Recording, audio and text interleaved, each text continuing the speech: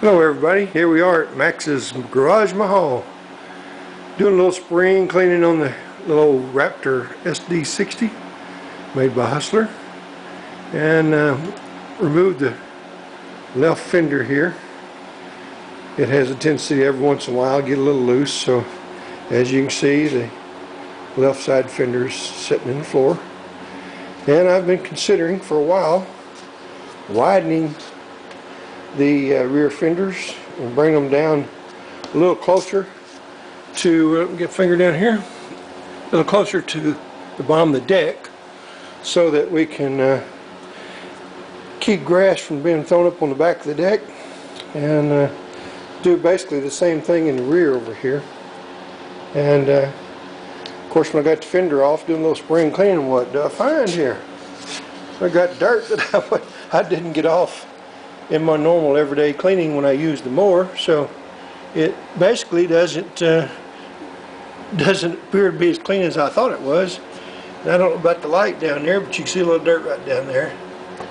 Anyway, something else we're trying to do here is and I'll show you the other fender. See, it likes quite a bit. The right hand fender, it covers the tire about like the left does, of course. And that throws a lot of debris, clippings debris up on the deck. And I'd like to get this stick out of the way. I'd like to cover that tire and bring it down to in the front to the bottom of the deck when it's in the transport position.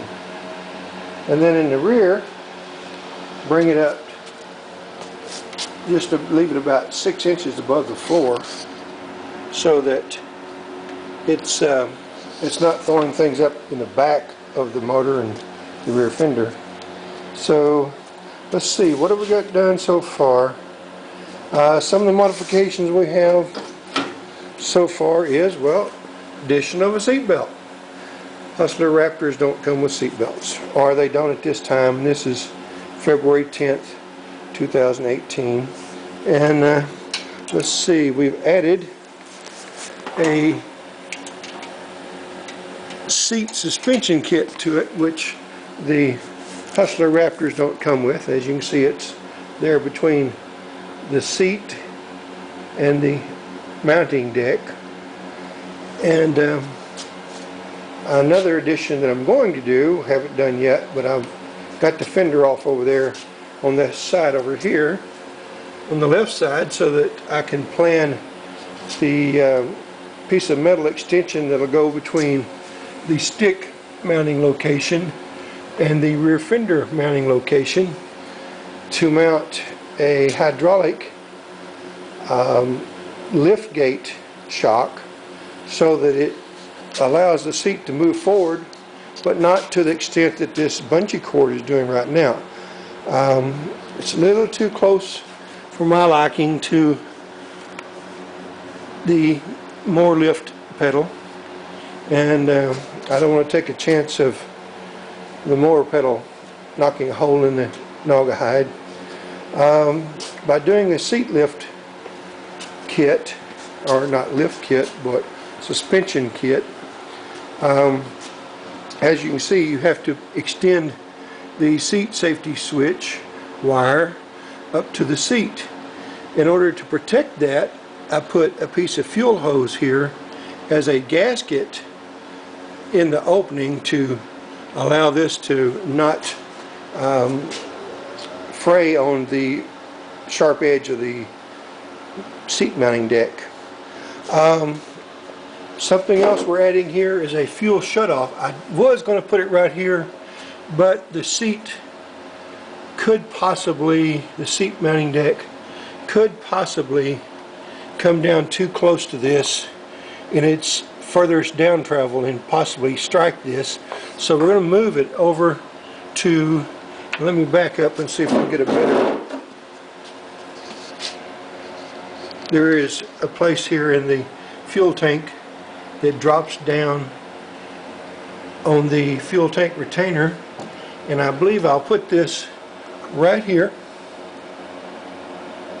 so that you have to lift the seat in order to turn the fuel shut off and on. And that should protect that. Another fuel modification that we'll be doing is where you have this four-way right here. You have a four-way cross ventilation thing. This vents this high portion of the fuel tank to another one on that side below the gauges and the throttle choke, PTO switch, on-off switch, hour gauge, and as you see, we added a volt amp meter there that also has, let me get over here so that you can see it, it also has two USB charging ports. So we added that yesterday. This fuel, what I was getting at on this fuel thing here is we're going to bring this fuel discharge line or overflow line up inside here and bring it up to where the fuel filter is actually located right here inside the fender.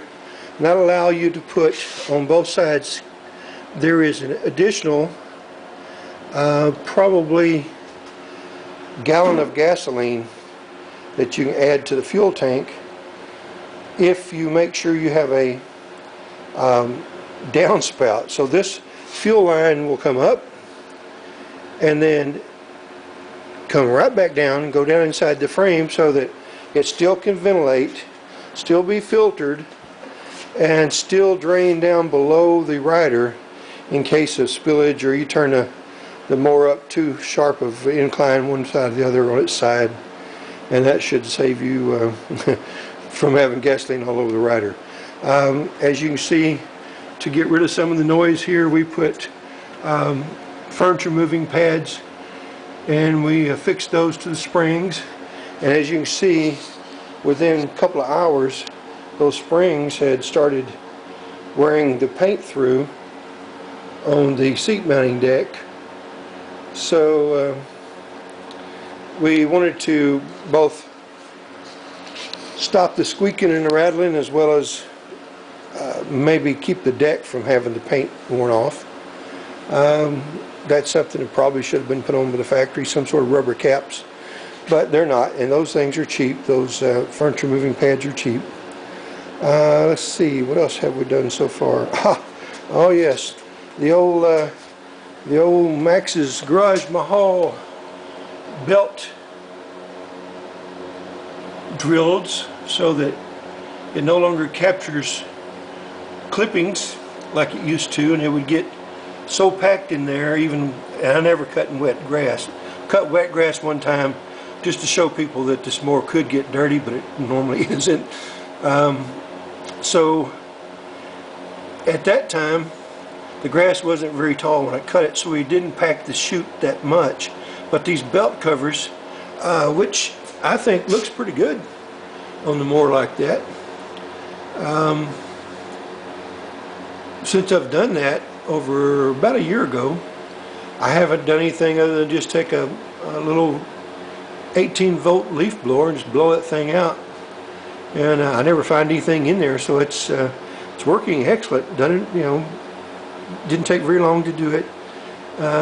Like I said, done it about a year ago, and the thing just works great. So I recommend that you do that. This keeps little kids' hands from getting in there and getting into the pulley and belt, which at that location the belt is so tight in the pulley they're not likely to get their finger between the belt and pulley, but it might burn them pretty good. You never know. Accidents are always looking for a way to happen, so just be aware that if you do this, to make sure that you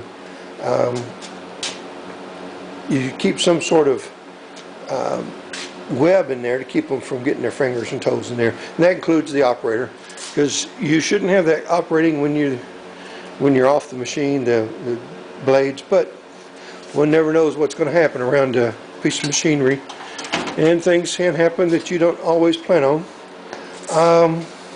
This rubber